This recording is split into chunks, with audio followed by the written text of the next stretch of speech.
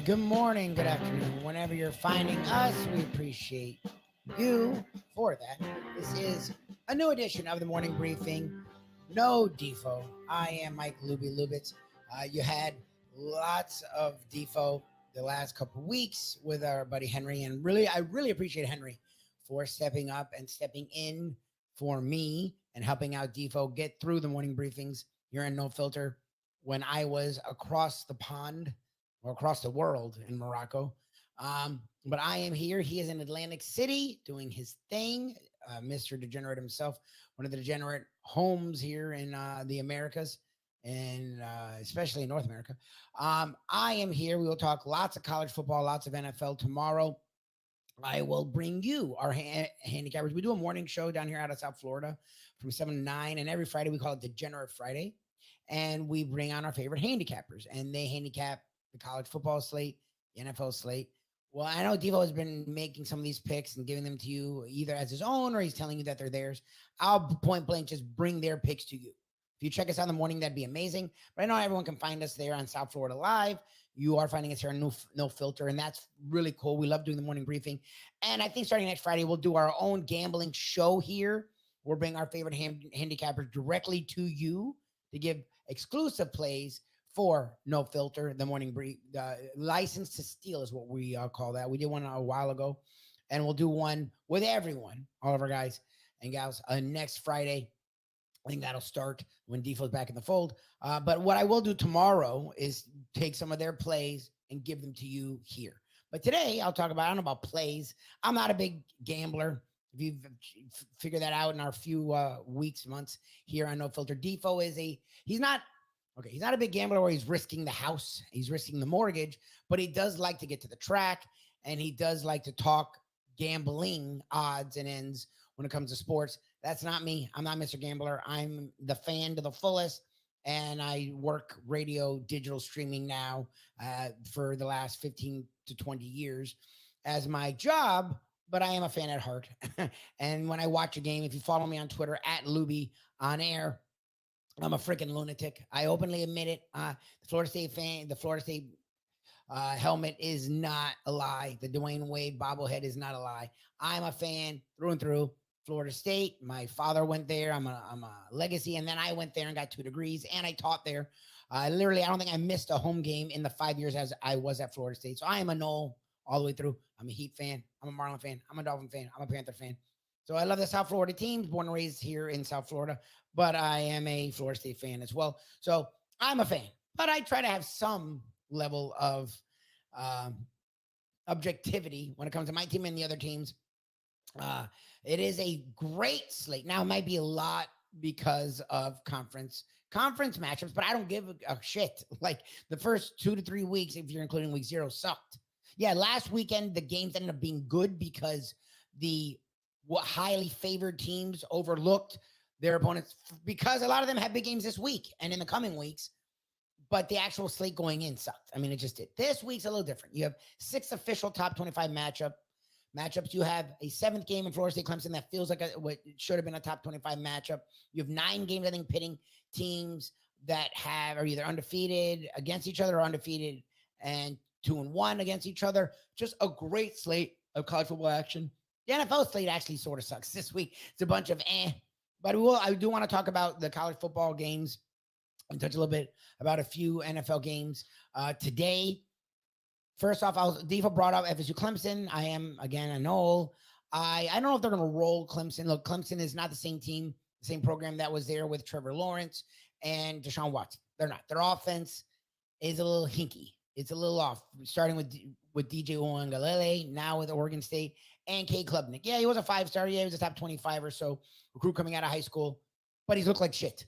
I mean, their offensive line's not the same. The running game's not exactly the same. And the receiving core is nothing. They used to rival Alabama and Ohio State at the receiver spot. They don't. Their skill position on offense is not what it was. And you're seeing that where Duke's good defensively with Mike Elko, but they shut him down. They made them look silly. And the game, if Duke hadn't fumbled a couple times, it would have been even worse than it was. And they've struggled even versus lesser opponents and the other 2 ball games this season. So yes, Florida State was a disaster in the fourth quarter against Boston College. It was a shit show between two different fumbles, between their defense falling asleep on a guy who's not a good quarterback in Thomas Castellanos. Yeah, he's an athlete, but he's not a good quarterback. And he did whatever he wanted, completed a 3rd and 20 for 28 yards. I mean, come on.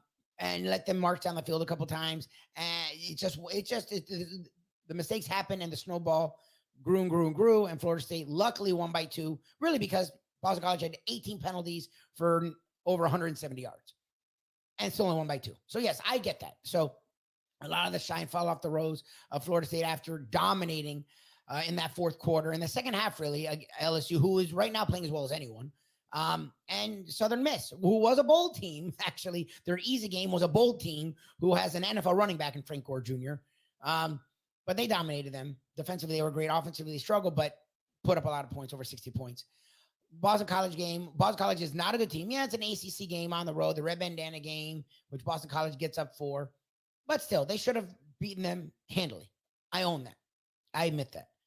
But under the Mike Norvell era, if you watch them, even when they won 3 games, even the year that they won 5 games, in the big games, they get up. They may not always win, but they get up.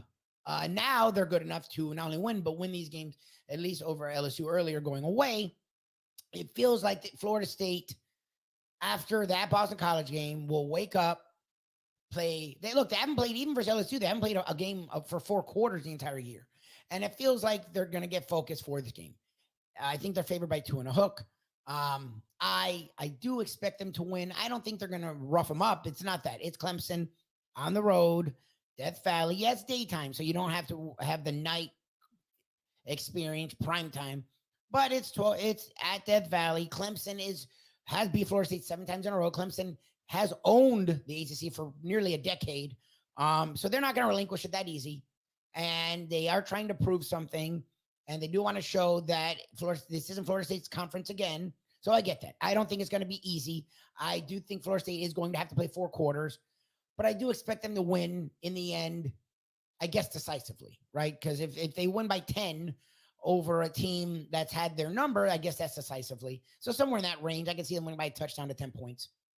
So we did talk a little bit about that yesterday because Defo wanted to get my take on it. He's leaning Clemson because they are being disrespected. They are at home, and that's fine. I don't think Florida State's going to go. A lot of people think Clemson has no chance. I won't go there. They recruited really well, and they have been one of the prominent programs. They have been one of the preeminent programs the last decade. They have been one of the prominent programs.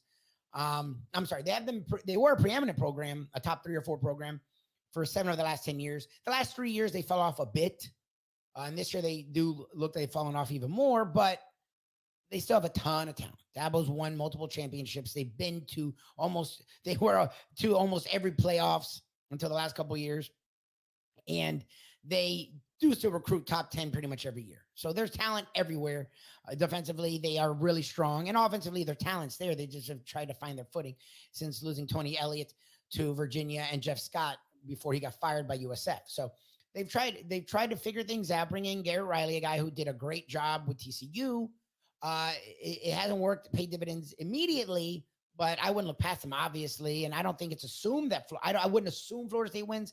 I just think after last week, I think the way they play in these kind of games under Mike Norvell, they probably win this game.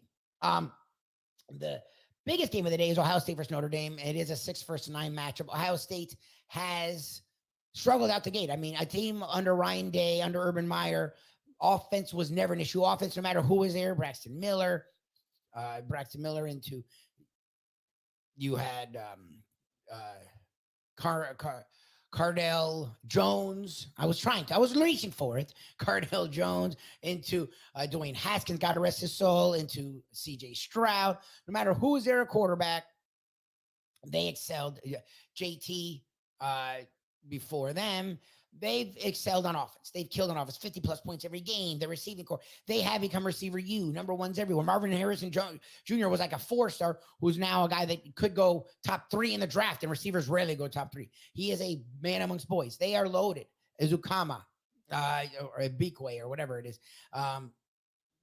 Last year, Jackson Smith and Jigba, and before that, with Garrett Wilson and Olave. I mean, they're low, and they're loaded still at receiver. They have talent. The offensive line, their defense has. They have the running back. They have talent everywhere. They struggle on offense at quarterback. They from C.J. Stroud to McCord and the other kid that was fighting. Now McCord has been named quarterback. They've struggled, and they have won. They're number 6 in the country because they're undefeated, but they have struggled on offense. They just have. Notre Dame has had their struggles. Central Michigan is 21-14 at half before they pulled away. Sam Hartman, the Wake Forest transfer, has been everything people thought he would be. The offense hasn't just annihilated the competition outside of the first week, but they've got the job done, and the defense has been strong with Marcus Freeman, who's trying to get a statement win. I'm not a big fan of either of these programs. I can't stand Notre Dame, but it is at Notre Dame. It is under the lights at night, and Ohio State has had their struggles. I think as the season goes on, you'll see Ohio State finally figure it out, but it's still early in the year. And Notre Dame, it seems like it's figuring it out. Look, they have their veteran quarterback, whereas Ohio State doesn't. This does feel like a strong Notre Dame play. It just feels like that. Freeman was up and down early last season, but then they got better as the year went on. And it seems like that's what's happening for them now. And Ohio State, with the way their offense is played. And look, again, the talent's there. And McCord was a big time recruit. I mean, it's Ohio State. But it feels like a strong Notre Dame lean. Again, I'm not the handicapper. Again, I will bring you our handicappers tomorrow, their picks. But for me, it feels like a strong Notre Dame lean. Alabama, Ole Miss, it's the opposite. Alabama is the favorite because their name's Alabama, because they were the preeminent program until the last 3 years. I mean, Georgia won 2 titles in a row, but the last 3 years, it's really felt like Georgia's taken the scepter from Alabama, but Alabama's still there, and they still have tons of talent. They still recruit in the top 3 pretty much every year, but their quarterback play has been abysmal, where Ohio State's had struggles at quarterback, but at least still is undefeated, top 6. Alabama has been a shit show at quarterback. They lost to Texas decisively 2 weeks ago. They were losing to USF 3-0 into like the half.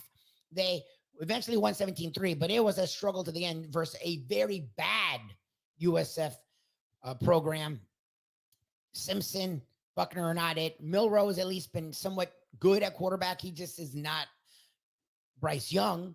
He's not Tua. He's not even a Mac Jones, where he's had his struggles, Milroe, but he's the guy. He's going to be the quarterback. But Ole Miss's offense is for real. Jackson Dart, year 2 there. Lane Kiffin is the guy that brought high-flying offense to Alabama. Their defense is solid. Judkins is one of the best. Quinton Judkins is one of the best running backs in college football. Alabama's a favorite here, but it feels, and look, it's not like Ole Miss has just been annihilating the competition, but they've been playing better football. It feels like Alabama's a favorite only because their name's Alabama, but Ole Miss is the better team. Like, it just feels like that. I've been leaning, I guess, toward the favorites the first couple games. Well, I think Ohio State may be the road favorite, but Notre Dame feels like the better team right now. Alabama is the better team in name, is a better team in talent probably, but they don't feel like the better team. And it feels like Ole Miss. Lane Kiffin's had some interesting wins at Ole Miss. Lane Kiffin started strong when he got there, and then the last 2 years it just fizzled out. The end of the year, it feels like, I don't know what they are, Ole Miss, but it feels like they're better than Alabama. That's for sure. I want to move to say Penn State, Iowa. Penn State has been another team that coming out the gate has actually played pretty strong, but there has been their struggling moments. Iowa is always Iowa. Good defense, good offensive line. They run the ball. I don't know. Penn State's just really good. And James Franklin's been there a while, and they have their quarterback in Drolaire. And their running back stable is as good as any in the country, and they always play sound defense. I feel like Penn State has this game in the bag. I just really do.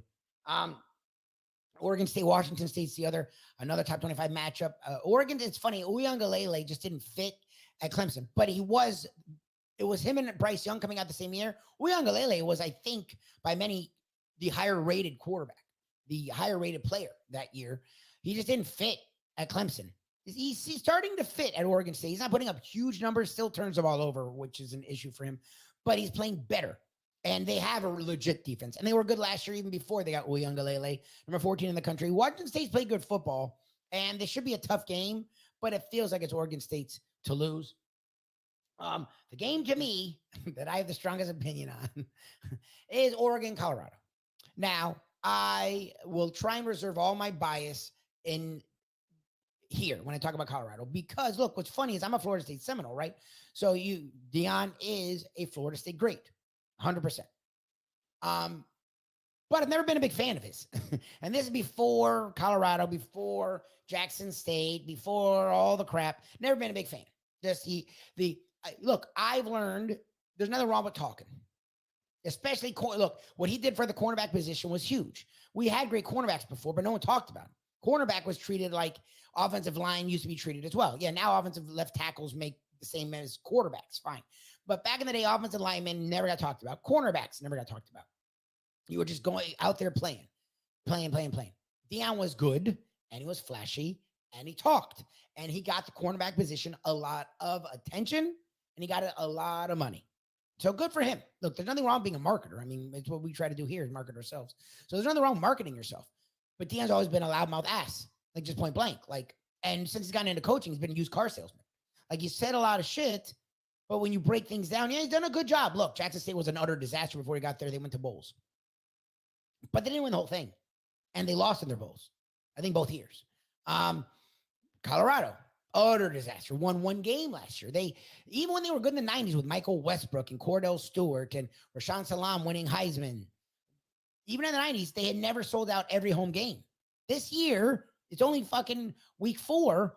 They've sold already, going forward, sold out every home game. So he's brought in the bluster, and they did beat national runner-up TCU, and they did beat Nebraska with Matt Rule, a program that is trying to turn it around. They did win both of those games. And Colorado State, however much they were down, they did find a way to win. They are 3-0. I have to give them that. A team that a lot of people that I talked to thought would be lucky to win 3 games is 3-0. They've already won the 3 games. 100%. But you're also allowed to take a step back and look at who they played. TCU is not the same TCU they were last year. Their quarterback was their entire team. He was everything, and he's gone. Okay, and they still put up a ton of points. Nebraska is a goddamn disaster. Even after the Colorado game, they have struggled in every goddamn game. Matt Rule has his work cut out for him. Scott Frost made them actually worse somehow. They are a mess, okay? So, yeah, they won. And, yeah, look, he changed out like 87 players, so it's not like they weren't on equal footing with Nebraska and a TCU who's not the same team. That's fine.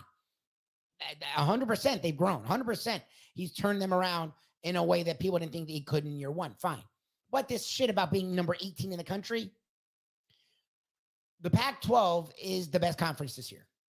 They are fucking loaded. And they have the best quarterbacks in the country, like plural. Almost every team has a quarterback. I'm not talking about Shedeur Sanders. I'm talking about every team has a quarterback that may be NFL caliber. Every team. Like, it's loaded. What's also interesting, though, as opposed to years past, outside of USC, they have really good defenses. Utah plays defense. Washington State plays defense. Oregon State plays defense. Oregon plays defense. Washington plays defense. Like, all these teams in the Pac-12 that are ranked and good outside of USC play really good defense. And they have the best quarterbacks in the country. So the problem for Deion is he's built up all this hype. They now are going to play through Murderer's Row, where it feels like this Oregon game, it's now 21 or thereabouts. I think it's going to be a lot worse. Now, again, it's hard for me after Deion is a loudmouth ass I've never been a fan of. And then it seems like he's gone right at his alma mater, Florida State. So as a Florida State Seminole, my hair standing on the back of my head, on the back of my neck, and I am not a fan of his, and I openly go after him. I will admit that. So I'm trying to reserve my bias.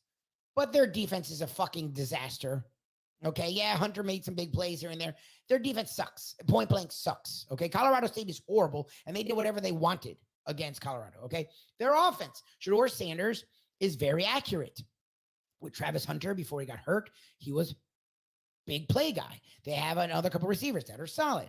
They try to run the ball. Okay, Colorado State held them in check until the fourth quarter. Colorado State was dominating that game, and they're a bad team.